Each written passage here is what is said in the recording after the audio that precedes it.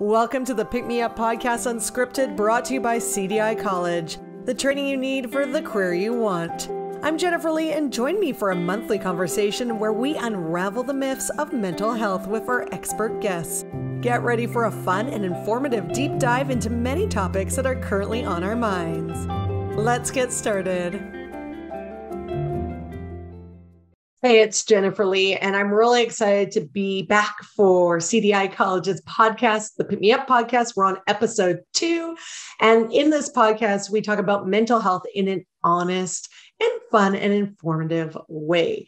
Each month, we'll have a different expert on to do with mental health. So we're going to get into our next topic in just a second. But if you haven't listened to our very first episode where I talked to counselor Angela Leong about what exactly is mental health and how older movies portray mental health not in the correct way. So make sure you catch that one. It's on Spotify and, of course, Apple Podcasts. Okay, moving on to our next episode. It is all about the men. So last month was Men's Mental Health Awareness Month.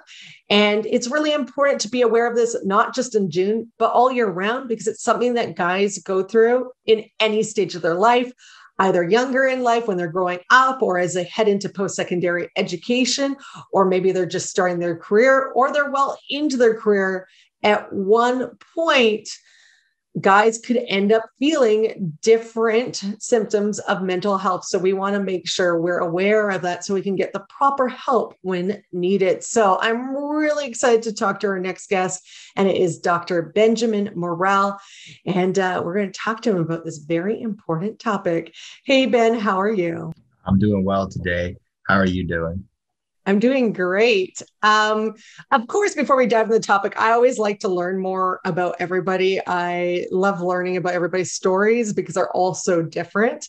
Can you tell us a little bit about who you are and what you do? And I also read, before we get started, that you are a child of 12, which I think is a lot of siblings. Yeah. So if we want to go back to the core of who I am, I'm 9th of 12 children. So that middle lower tier kind of framework is how I operate, which really means I do all the work and don't get any of the credit. Shout out to the middle children out there.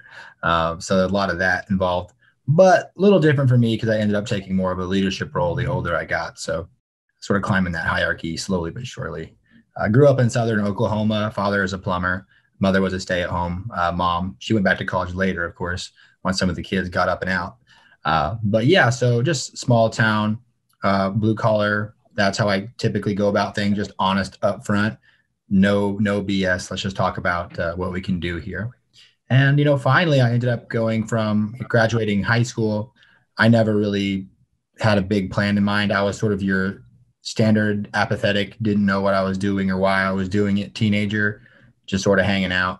And eventually, that has to come crashing down whenever you have to start making decisions like college, debt, relationships, and really being an adult, or adulting, as folks say. So from there on, I had to look at my life and see what mattered to me. And I experienced some pretty wild things. If you can imagine having 11 siblings in small town Southern Oklahoma, you're going to see some stuff. And learning through the experiences of my siblings really helped me. I saw a lot of addiction going through there, and my younger brother was hit by a truck when we were children, and I watched that happen. So that was the deep-rooted issues I had with life, was questioning like, what's going on, what do I care about, and ultimately it led to me. My purpose is my little brother lived. He's incredible. He's awesome. He's my my best friend. He's physically and mentally disabled, but that love is still right there and still kicking. So I needed to see that. Taught me the lesson that I want to help people. I want to, in any way, fashion, or form. And that's what led to my decision of wanting to be a doctor. So I wasn't very smart, so I had to work very, very hard for an extended duration of time, but I made it here. So now my big thing is lifestyle medicine, which is ultimately how can we help people the most by simply giving them a lifestyle that heals them and limiting medications. And also performance coaching is the other side of that, which is how do we do and be better people. So there's in a box, that's what I am and what I do. And I also read that you have 4 degrees. Is that correct? Yeah. Yeah. So going through that process, that's a lot of schoolwork. Did you ever find yourself struggling a little bit during that process of getting 4 degrees with mental health? Every day, all day. Right. So this is this word is where the performance coaching comes in. Whereas, really what made me do all that, it wasn't because I was naturally talented or, intelligent or particularly, hardworking, but I had a very powerful purpose, a very powerful why. And not a lot of people had that, where, there would be times where like I was studying, there was two places I was. It was either library or the gym. That's the only places I existed. And there was multiple times where I wanted to quit and give up or studying genetics. Oh my God. And I'm just from some small town in Oklahoma. I've never experienced any of that. And to not really have any support, tutors or finances. And it's hard. And in college, like I made this decision on a whim. I was like, I'm just going to be a doctor. I don't know what I'm doing, So walking through it was very, very anxious. Battled with, some depressive symptoms, a lot of uncertainty, and a lot of like issues with confidence and self-esteem. I was like, can I actually do this? It's like the hardest thing, really, or hardest education available. But the one thing that always saved me was the background on my phone and my laptop was my younger brother, Cohen, who was just, that's my best friend. And I sought out to create a life where, I got to save other people and share that with other people. And then I told my mom I would buy her a house when I was 18 years old. So I was like, I have to perform. I got to ball out here and do well to support my friends and family. And that got me through some of the toughest moments I ever been through, for sure. Did you end up buying her house yet? Not yet. That one's still in the process. Still in the process. Yeah, I still got that massive debt. So that's the other thing that the medical system got from me. And you bring up too, like a lot of students right now are probably struggling with like working extra jobs, having to pay for schooling, either college or university, depending on where they're going. And because it's not cheap to go to school. And then, of course, right now, we kind of have the uncertainty of a lot of industries with the pandemic because some industries are struggling more than others. So is there any advice that you can give to students at this moment that might be thinking like, what's going on? How am I going to be able to finish my degree? I have all these different pressures on me. So this is, it's different for case by case. Every student is going to be different. Every person is going to be different. But one thing that we consistently struggle with is, feeling value, feeling worth, feeling success. And really right now and where we are in first world America at this time and place, even if you are at the poorest, lowest demographic there is in the world, you are still the wealthiest and the richest in terms of finances and opportunity. So it's very important to humble yourself in that regard and realize like it seems tough, and it is tough, and I don't want to say that it's not, but it can be done, and with the right attitude and the right energy and the right attention, we can make these things real. We're just going to have to work smarter and harder. And people don't like to hear that because it can be a little more difficult. However, this part of your life, and this is where the purpose comes in, this is the most difficult part of your life for a reason, because it's going to provide to you all the skills, tools, and mindset that you need for the rest of your life. Someday you're going to be the leader in your family, in your community, and you're going to be paying all the bills. And they're going to be like, oh, afraid of things, and you'll have already been there and you have it mastered. So then you'll have that skill set, and it's invaluable. It's worth more than money, is what you're building right now. Okay, we're going to switch gears a little bit into, of course, men's mental health. We talked a little bit at the beginning of my intro, but I think even though they call it the silent crisis, when I was reading a lot about this, I don't know your opinion on this, but I'm finding in the last few years, and I don't know if it's like my generation, which I'm a millennial, or there's even the younger generation, we're getting more in tune with ourselves and we're opening up a bit more. And I'm finding with guys specifically, when I go on dates with them, they're really open about their mental health. And I applaud them for that. I think that's amazing that they're able to share things with me. So are you finding that? Are you still finding that a lot of guys are kind of still sweeping it under the rug and hiding if they do have any mental health symptoms or challenges? Well, so to me, it all starts with awareness, right? So most men, they didn't even know they had a problem because they didn't even know it were a problem. So this would be my case when I was younger. Like if you told me I was depressed or anxious, I'd be like, no, I'm not. Like, first of all, that's all I had ever known. So I didn't know that I could be different. I didn't know happiness or peace. So I didn't know that those things were accessible, really, until I read in third year medical school, reading through the psychiatry rotation information, when I started truly like looking at what is depression, what is anxiety, bipolar disorder, these things. I started reading all these symptoms on how people think and how people act. And I'm sitting there reading it and I'm like, oh no. I was like, wait a minute. This sounds really familiar, really familiar. And it turned out that it was the story of kind of me and my family. So at that point in time, I had to own it and just be honest with it, because the other thing that provided to me a lot of hope was that if we address these things, you can get better at them.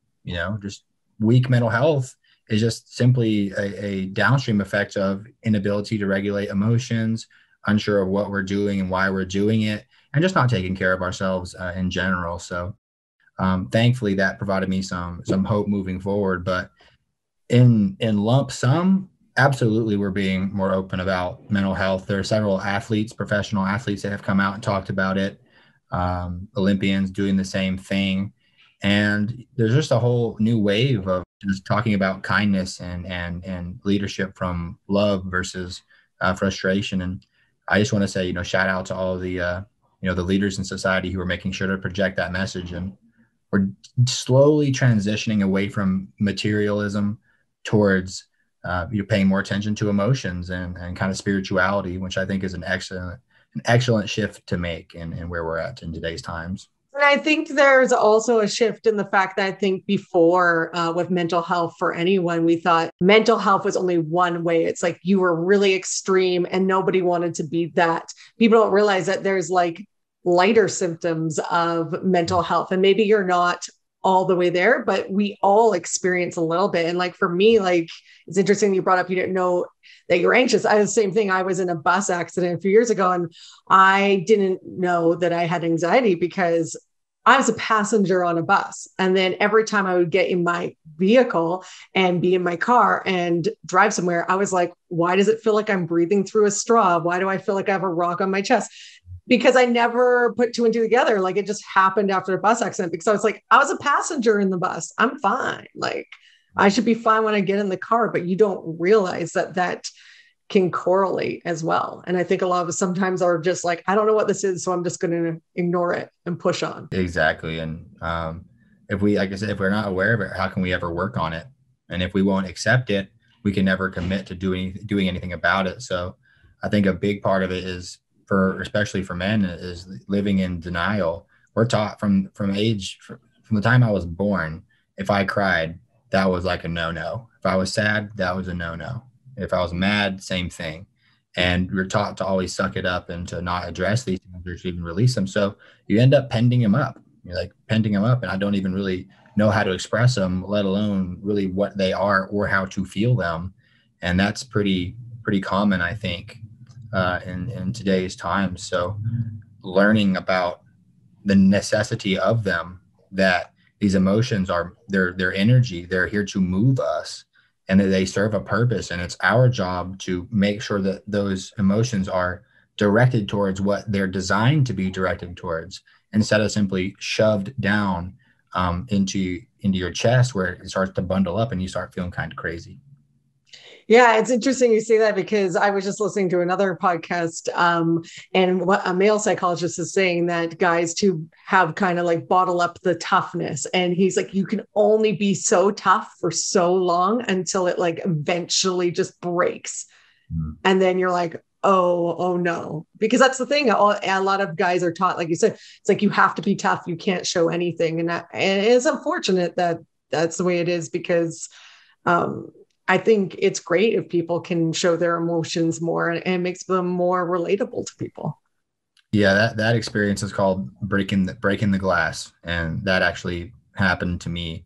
So between second and third year medical school, I had never admitted that I ever had a problem. Like at this point in time, graduated summa cum laude, played college football, fade hair, beard, tattoos. Like I was that guy, and I refused to, admit that I had any problems. really perfectionist and is not healthy at all. But that's what I was, really just taught to be from the get-go. And so many things that happened at that point in time where I was suffering with so many like family issues. Medical school was extremely difficult. Studying for boards was just wrecking me. And, I had got on or I had been put on medication essentially for some of that led to some really bad side effects that, caused me to ultimately spiral into a depression. And then right before my test, my best friend, called me telling me he was going to kill himself. And at 2:30 the night before the biggest test of my life. And that was the first time I ever truly, truly crumbled. And I remember just distinctly like taking this test just completely out of my body, just like get it over with. And then ultimately I took that, my grade wasn't what I wanted it to be. And of course, my egotistical self was absolutely destroyed. And then I started a surgery rotation where I was waking up at 3:30 every morning, getting about 3-4 hours of sleep a night, high stress, high environment for 2 months straight. And that whole thing it brought me down to my knees really. And it broke that glass where I finally had to look in the mirror and say, Benjamin, you're a real person. You're a human being. You have emotions, you have issues, you have problems. The good thing is that those things can be addressed and worked on if you will be humble, shut up, and listen to people who are trying to help you and accept help. Wow, I've never heard the term breaking the glass before. That's so powerful. That's a great way of putting it. And another thing that I heard that's kind of similar to that too, when I was listening to this is they talked about schedule and putting too much pressure on yourself as guys. And I feel like I can relate to this as a woman too, because I do the same thing. And they said, especially in this COVID kind of freelance life, if you don't really have a structure, you kind of beat up on yourself if you don't hit those points during the day of like, oh, I was supposed to go exercising at 8, but I didn't do it till 9. So I'm horrible. Or I didn't go write that email that I had to write back at 12. So is that a real thing of like this whole like structure and then beating up on ourselves if we're not getting it correct? It depends on the person. I do think we are human beings are dependent on routines. That's just the way that we are. Our life is like music. So there's a beat and there's a melody that overlays it. And if your circadian rhythm, your sleep cycle's off, your eating schedule's off, your social relationships are off, and the timing of those things are off, just like really bad music with like it's like screeching in the background, like white noise is what a lot of people describe it to me as. And I've been there before. It really feels like white noise where nothing makes sense. It's unclear. It's horrible. And that definitely happens when we're disorganized and not regulated. So one of the biggest ways that I work with people is creating those routines and healthy habits and organizing the music, composing our lives. So it's a beautiful tune and it's something that we actually want to be a part of. That being said, there has to be a place for grace. And this is just like playing music. And I have a background in music. I don't know if I have mentioned that, but it plays a large role in what I do is that if I focus on, I missed the last note, I'm going to miss this next note. I'm going to ruin it. If I focus on the note coming up, I'm going to miss this note right here, right now. So it's all about doing the absolute best you can in the moment. And if you mess up, learn a lesson, move on. Do not hold on to that pain and frustration because it's simply going to cause you shame and guilt, which has been proven time and time again. It puts your body in a state of wanting to die and jacks up your cortisol. It's not good. So knowing that, I can't hold on to it. All I can do is simply do my best the next time around and allow myself forgiveness and move forward. I love what you said about the music. It makes so much more sense. It's like you're going to screw up on the next note if you're not focused and you're worrying that you missed the last note. I'm going to take that and use it in my daily life because our lives are still kind of, even though we're getting out of it, it's not exactly how we thought or our schedules. And some of us are still working from home or we're doing a combination of both. So it's a little bit hard. And same thing with students. Students probably are going back in the fall, but some are still going to be online. And it's finding that balance between online and the real world. So this is the difficult part for our generation is, like say before us, it was essentially industrialized nation where it's you show up before the bell and you leave when the bell rings. And football games are at this time, and then eating times are this time. Everything's provided to them already. Now it's okay, everything's up to you. Now you have to control your own life completely. And people weren't really ready for that. We weren't taught how to do that. We weren't taught how to organize a lifestyle, how to organize a sleeping schedule, eating schedule, friendships, and staying consistent on the things that aren't just business, but also keep us happy and healthy and make us want to be a part of life. And that's, I recognize that because I was during intern year doing mental health in the emergency department was COVID. That whole time I was in the emergency department talking to exclusively people's mental health that was so bad they had to come to the emergency department for it. So I learned this very, very quickly, and it's why I'm so passionate about it. And I don't play when it comes down to how serious, having a purpose and organizing our life around it truly is to our health and well-being and success is truly, because it leads to a lot of like very powerful, like wealth and happiness too. Everyone's different, but do you have any general tips of how to create a better balance in life as we move forward through the pandemic and kind of out of it, of like how to make sure that we have enough like social time and maybe exercise time? Absolutely. So the method I've come up with that works the most efficiently, I found, is taking the 5 things that stabilize a human: sleep, exercise, nutrition, social interactions, relationships, and then finally meditation, which is like flow or spirituality, religion, states of optimal experience. As long as we have those 5 things, we tend to do very, very well as people at minimum. So what I have is a complete the wheel method. So every day I will look at the wheel: sleep, social interaction, sleep, nutrition, exercise. And I'll say, where am I deficient in? You say if my exercise is off, now the wheel doesn't roll. If the exercise and my relationships are off, now it really doesn't roll. If I didn't sleep, I ate poor, I didn't work out, and I'm in a fight with my people I care about, and I didn't meditate or pray or anything, I'm garbage, like full on garbage. And, sure enough, I have my clients and I have my patients track this. I had them pay attention to it. So whenever you're struggling, look at the wheel and where are you at? And then fill the gap in. And then it's hard that way because you're already in pain. That's why you're looking at the wheel to start with, like what's going wrong. But simply make the necessary adjustments and have faith that if you do all of those evidence-based practices and proven methods, that you're going to get better. I promise you. It's just about if you put the effort in. I just love how you make things so much easier to understand. Like I love your wheel method because it is a great way to imagine it, because sometimes this stuff is hard, obviously, for myself and other people to grasp. And when you put images together, it just makes it so much easier. One more question before we go. How do we help guys open up more? Is there a way? Is there a solution to be more accepting, I guess, of what they're going through? Any tips or tricks for anybody around? Any guys? Yeah, there is. So I would say first off, just educate yourself. Find some podcasts are literally everywhere about men's mental health. If you hop on Instagram or YouTube and just type in, or Facebook, type in the hashtags, mental health awareness.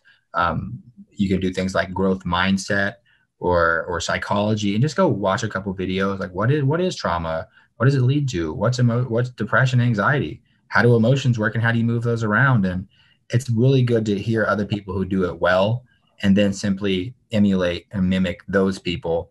That's how we're really designed to work and operate on that frame. So I recommend doing a slow approach into it, unlike me, who just spilled my guts on social media to everybody in one gigantic post and just never stopped. Because then you freak some people out, if you go too far one way. Just be open and honest. And I think one thing that the young people need to hear the most is you think that you're going to get like this wave of like people thinking that you're a freak or something, or like mentally unstable. And it's just not true. Like what you said earlier about everybody experiences these symptoms is the absolute truth. Everybody can relate to depression and anxiety or some of these wild thoughts. And whenever you speak about them, other people want to talk about those too. And by you doing it, they're like, dude, they're all hands. Like they're clapping for you in the back. They'll comment, they'll say, good job, be strong. Here's what worked for me. And we'll share and grow as a people. And that's exactly what happened to me. Is I thought that people were going to like think I was a crazy, but really they were very supportive and very helpful. Well, we have this one image of ourselves of what we think is going to happen. And we're like, it's like anything we do, or like, oh, someone's going to judge me on that. But I've realized now is like, as soon as you kind of pull that wall down and let people in, they don't judge you. They're doing the opposite, and they're there to support you. That's what it's all about. Vulnerability leads to trust, and being open with your thoughts and emotions, that then allows other people to be open with their thoughts and emotions. And now we can have an honest conversation. And that's what builds society, is individuals communicating and growing together. Love it. So if people want to continue the conversation with you and see all your cool Instagram stories, what's your Instagram handle and any other contact information you'd like to share with people? So my Instagram handle is Dr. Benergy. So it's Dr. DOCTOR.BENERGY.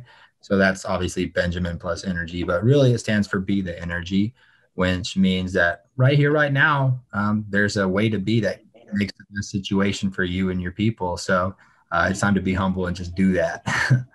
And the other thing is I do have a Facebook group where I share a lot of these concepts, and I do a lot more of my open-ended conversations and share a lot of my resources about, mental health and performance and development.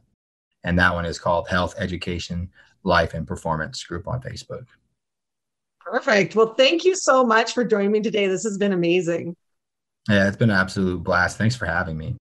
Thank you so much, Benjamin, for joining us today. I really enjoyed our conversation. If you have been listening to this podcast and you want to learn more about how you can help people cope with mental health struggles, all you have to do is enroll in the Addictions and Community Services Worker Program right here at CDI College. All you have to do is go to our website, cdicollege.ca. Look forward to talking with you next month. Thank you for joining us for another episode of the Pick Me Up Podcast Unscripted. Brought to you by CDI College, the training you need for the career you want. Make sure to continue the conversation by following us on our social media pages. Also subscribe to our YouTube channel so you don't miss any episodes. And for more information about CDI College, check out our website, cdicollege.ca. Talk to you next time.